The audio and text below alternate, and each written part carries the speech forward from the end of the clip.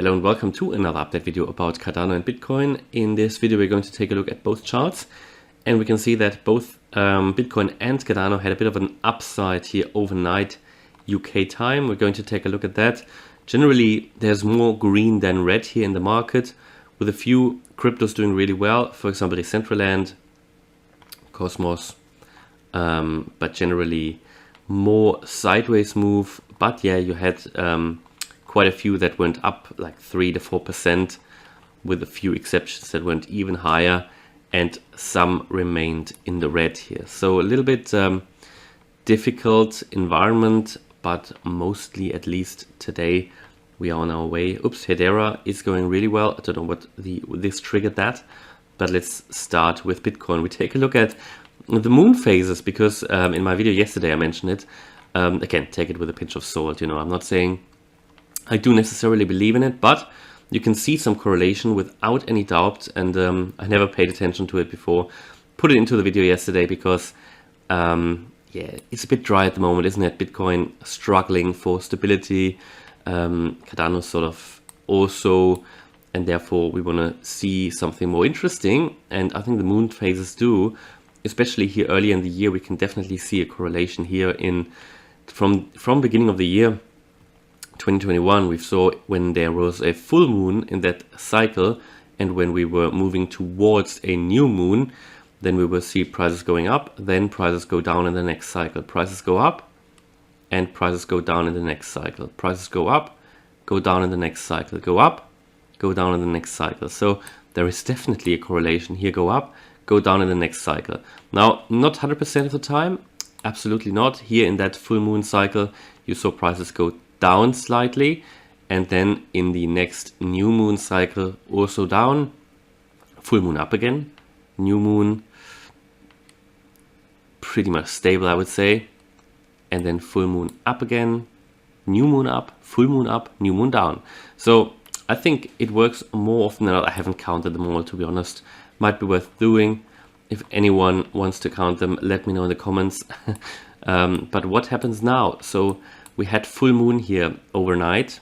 So what did we see? A green candle. Quite interesting. Not enough to really say that this works again, but it's quite interesting though that yesterday we were just below 47k, and then I showed you the moon phases. I said, look, you know, take it with a pinch of salt anyway, but based on that we should see some upside here overnight. And yeah, we did see that, not too massive though, but we see a green candle here, and I think in the next few days we should see on this indicator here this the blue phase emerging. Yeah, because yesterday we had full moon, and that is the same all over the world. So we should see here more in the next few days if that is playing out. I just keep it a bit interesting, but yeah, we'll track it and we'll see, because apparently there was a lot of positive feedback. But yeah, at the moment we are still, and let me take out here the moon phases for Bitcoin. We are definitely back or still below all the daily EMAs. You know, we are struggling for stability here on the Bitcoin price. And even though we went up here, if I go to the 1 hour chart, you can definitely see how we are still bound by this descending wedge, yeah, in which we are. So that descending wedge, again, bullish pattern, should really break to the upside. More often than not they do. It is never guaranteed, of course not, but that is what we can see here, you know, a descending wedge, and from here then we should move into this target area, the wave B, between 55 and 63k, before I would expect another final sell-off. That is all based on the theory that we have an ABC correction here that did start back in April, where we had a cycle top. Then we moved up, or moved down in a wave A correction, moved up in a wave B correction, and the final sell-off, the wave C, will happen shortly in my view.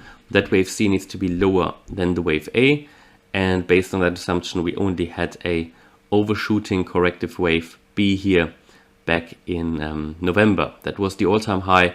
Overall, that indicates this was all just a major correction. After that correction we should see the turnaround and a new wave 3 to the upside, which should take us to prices of around where are we? 2022. Let's take it. Let's take a look at it.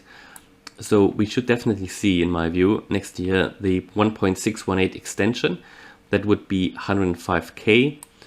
Probably though also the 130k, which is the 200%, and possibly the 2.618, 165k. I think these are all very, very achievable levels for next year for Bitcoin.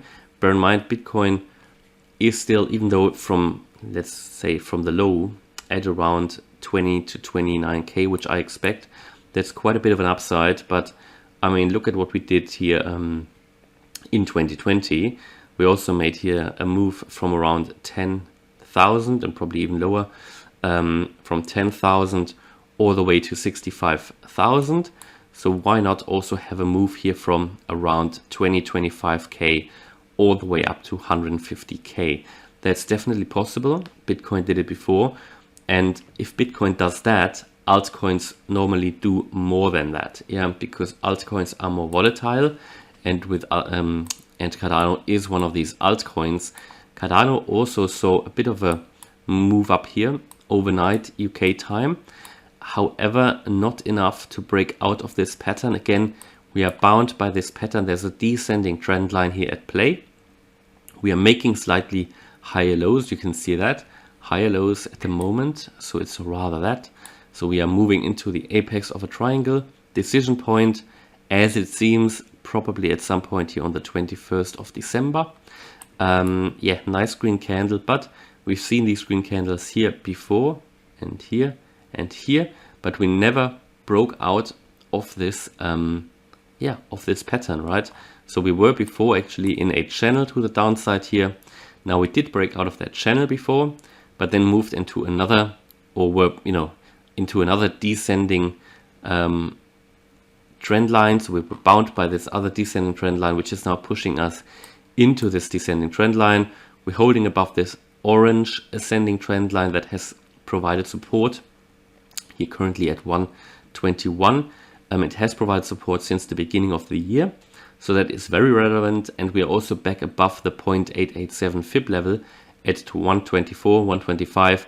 So yeah, it is looking well, it's not looking good, but we are definitely having support here, various support levels here, showing us support here on these, first of all, the technical support at 121, and then also the 0.887 fib level. This is giving us good support, but we now need to break out of this descending trend line. And also here you can see one of the daily EMAs. This one is the 13-day EMA holding us down, so we need to break above that one. If we take a look at volume, there was a bit of a spike here on the 4-hour chart. Nice green candle, that was a buying position. And then on the daily, we can see that we continue to see the MACD bullish cross play out. So we now have 5 bars here in green on the MACD, and that latest push really pushes this up as well. So this seems to be at play now, and I would like to see this play out in the price now.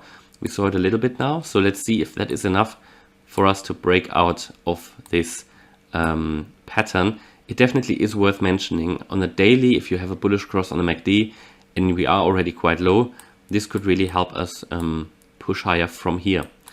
So it's too early to say though, but it's a good good indicator. Now on the weekly, we're also seeing, if we zoom out a little bit, that the downtrend is slowing down, because we are here finding support at these important support levels that I mentioned before. The MACD on the weekly is not turning around yet, so until then we are still seeing here further downward momentum.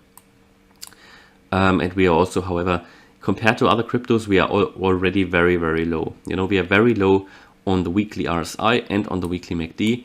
There is not much more that we can fall to. Yes, we can fall more, but I think, how much more can you fall if you're already that low on the MACD?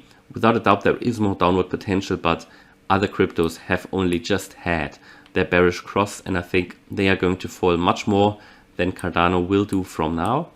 But let's see if that eventually will play out. That's just my view at the moment, and my current view is that we should turn around, move into the upside again. It is either here, but I don't think that's very likely. I think we're going to see the $1 level again. in the current environment. So hopefully you liked the update video about Cardano and Bitcoin. If you did, please smash the like button and subscribe. Thanks a lot for watching. Bye bye.